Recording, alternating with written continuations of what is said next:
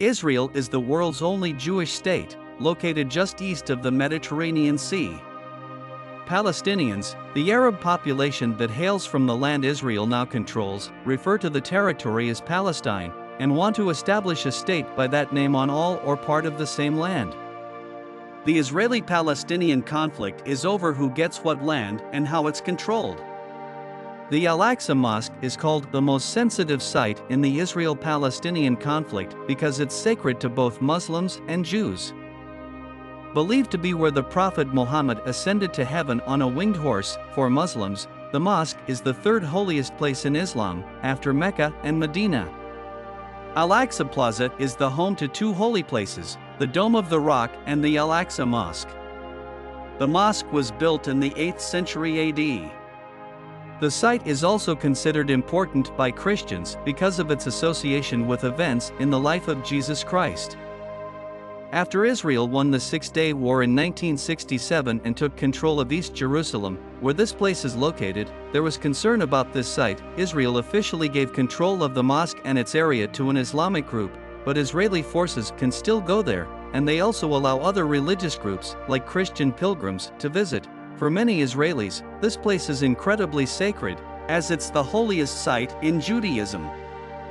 Israeli police deployed tear gas and stun grenades against Palestinians within Al-Aqsa, resulting in international condemnation. This provoked Palestinian protests, which quickly turned into violent clashes and marked the beginning of the Second Palestinian Uprising, also known as the Al-Aqsa Intifada.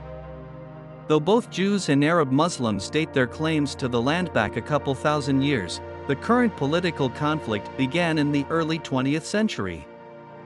Jews fleeing persecution in Europe wanted to establish a national homeland in what was then an Arab and Muslim-majority territory in the Ottoman and later British Empire.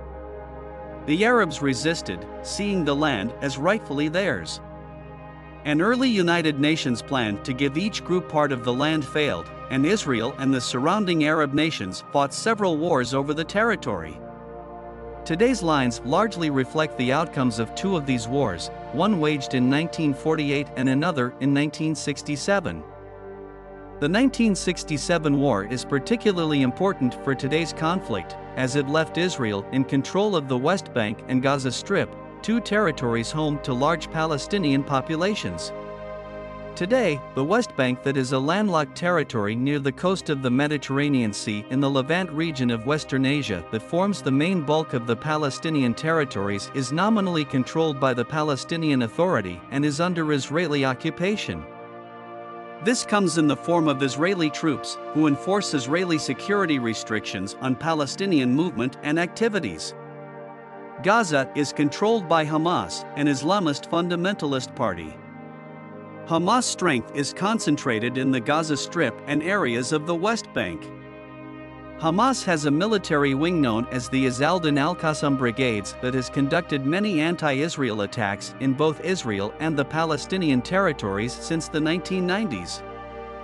The Hamas leadership has said that the objectives of the attacks are ending Israeli violations, securing the release of Palestinian prisoners, and returning to the project of establishing a state. The primary approach to solving the conflict today is a so-called two-state solution that would establish Palestine as an independent state in Gaza and most of the West Bank, leaving the rest of the land to Israel. Though the two-state plan is clear in theory, the two sides are still deeply divided over how to make it work in practice. The alternative to a two-state solution is a one-state solution, wherein all of the land becomes either one big Israel or one big Palestine. Most observers think this would cause more problems than it would solve, but this outcome is becoming more likely over time for political and demographic reasons.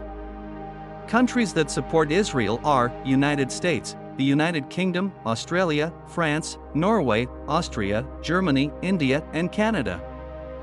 On the other hand, several nations including Egypt, Iran, Turkey, Pakistan and Sudan expressed their support to Palestine and Gaza.